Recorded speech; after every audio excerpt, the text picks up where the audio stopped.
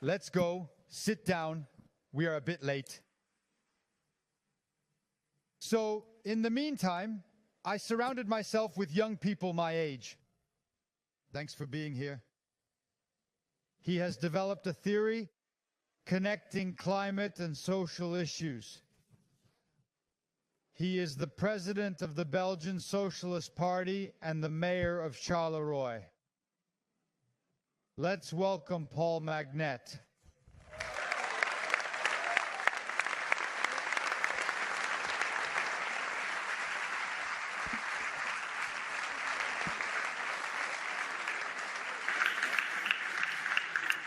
Thank you, dear friends, dear comrades. It's so nice to see so many of you. How good it feels, all this applause, all this warmth. I admit that we were somewhat frightened, nonetheless, over the past few days. A few days ago, a friend asked, "What are you doing Sunday?" I said, "Sunday, I'm going to Marseille." He says, "Wow." He asked, "What is in Marseille?" I said, "The Socialist Party Congress." He said, "Oh." One must acknowledge that the dispatches arriving one after the other were, after all, a bit gruesome. Conflicts are part of the life of the left and the life of the Socialist Party. There are no major achievements or ambitious plans without some conflicts. But honestly, you were a bit excessive this time. Additionally, my friend mentioned, you know, if they invite a Belgian for the opening on a Sunday morning, it suggests that the situation is likely quite dire.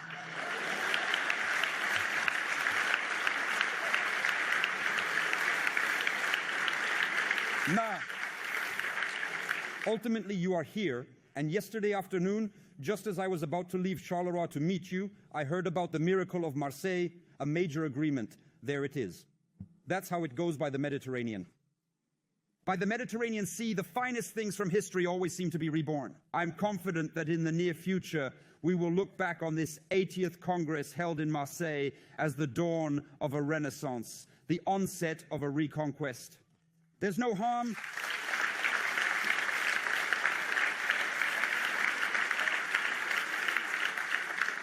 And to those who belittle us, to those who do not understand that sometimes we must take the time to reflect and discuss among ourselves and argue brotherly, understand that sometimes, yes, we must ask strategic questions. We must remember that in our history, we've had to do this. And of course, there have been painful moments. There have been tumultuous congresses and major breaks. There have been others. But that's what allowed the Popular Front. That's what made it possible to unite the left and create the plural left. Each time the left, in the diversity of its components, manages to find its unity. And every time it starts here with the Socialist Party. And so I'm really convinced that this is the start of a great reconquest.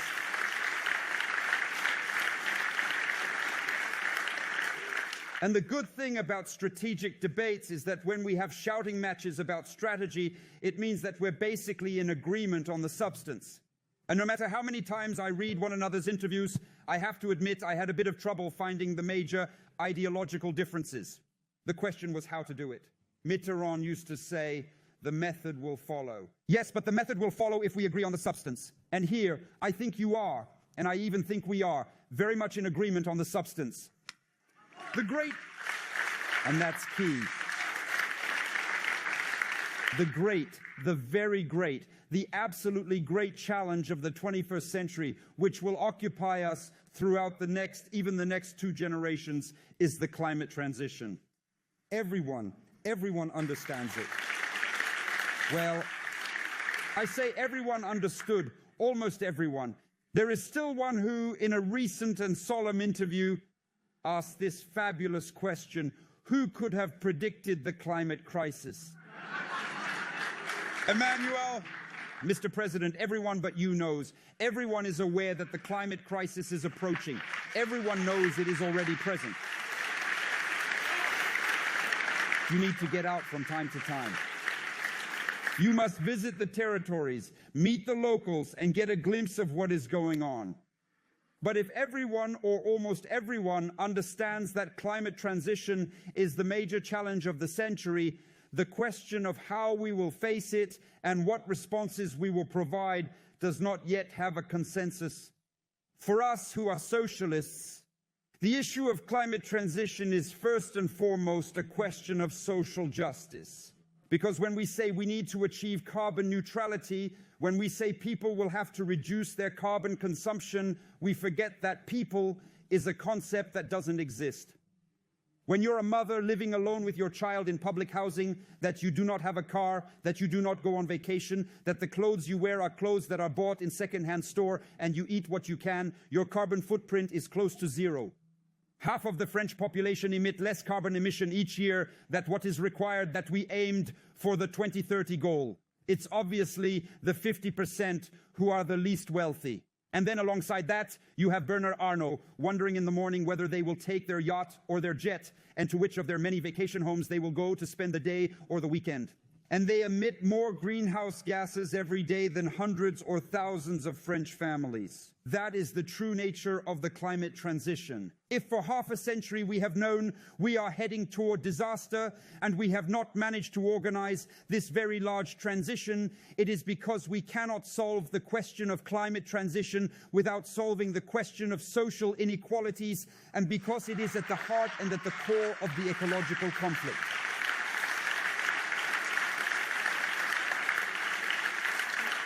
And what is the right doing? What is the right doing? The right, while these billionaires are largely responsible, not only the billionaires, but all those who have a very lavish lifestyle and who follow them, while they are largely responsible for the situation we find ourselves in today, the right abolishes the wealth tax. And it is raising the price of fuel that very, very many workers, unfortunately, cannot do without, because if they want to go to work early, to clean the offices where we all work every day, well, there is no public transport, and they need their cars. It's exactly the opposite of what needs to be done. If we want to reduce the number of cars, then of course we must reduce the need for cars. Everyone agrees. We need to invest heavily in public transit and make it free, as is done in many left-led municipalities and districts in France, and as we do in Belgium. Instead of telling low-income families struggling to heat their homes to just wear a turtleneck, we need to invest massively in ecological and social planning, with public insulation programs for buildings that allow us to invest and drastically reduce energy consumption.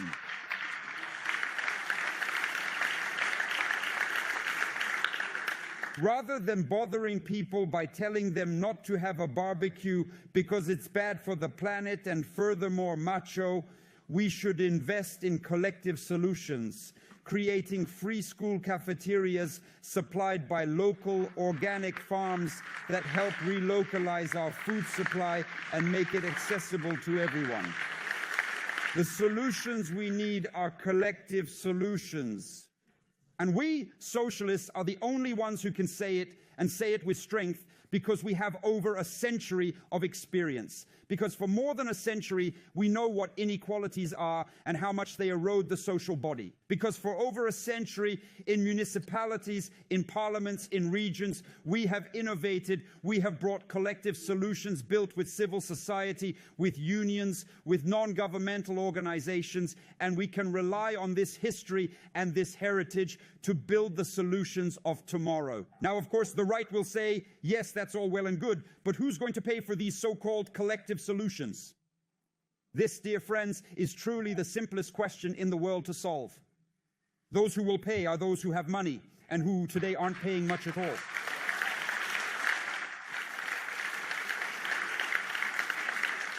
And I can even tell you how much they're going to pay, how they're going to pay, and who will pay. The European Commission itself has said that to reach carbon neutrality by 2050, we need to invest about 2% of GDP every year. It's about 300 billion euros a year for 25 years. It's not a big deal. 300 billion euros a year. The same European Commission tells us every year that due to fraud and tax evasion, 1 trillion euros escape taxation in the European Union.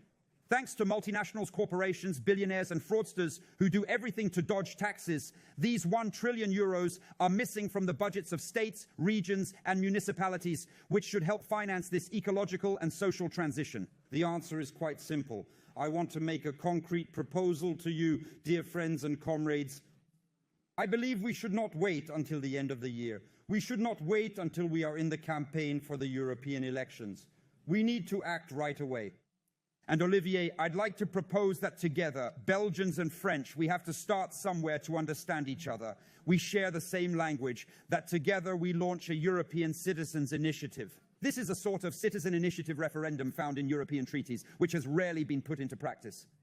Back in 2015, 3.5 million Europeans signed a petition against the North American transatlantic trade and partnership agreements, sparking a large-scale mobilization that had a strong impact. Let's bring that movement back to life. We should create a European citizen initiative and encourage Europeans to tax the rich, tax large fortunes, and finally tax multinationals' corporations, using this to fund a fair and popular ecological and social transition that benefits everyone. If we need 1 million signatures across 7 countries, I am convinced that we can gather them and gather them quickly. That's it, dear friends, dear comrades. In a word or 100, that's eco-socialism. It's not complicated. At its core, it's a return to our roots. It's about returning to a time when we knew that, as a moral imperative, we must reduce social inequalities, which are everywhere, including today, at the heart of the environmental issue. For this, it's not enough to have small gestures or individual actions. We need real collective actions. We need genuine struggles fought together. Each of our victories, each advancement we make, every time we strengthen public services and social security, we also push back the reign of money. Each time we also push back the world of the market and its profit-driven logic. Each time we impose principles of social cohesion and solidarity in the social body and public morality. In paraphrasing, I feel compelled to express that I believe we need to acknowledge today, right here in Marseille, that those who refuse to accept a break from the established order, those who reject a break from capitalist society, are not eco-socialists, and we indeed are eco-socialists.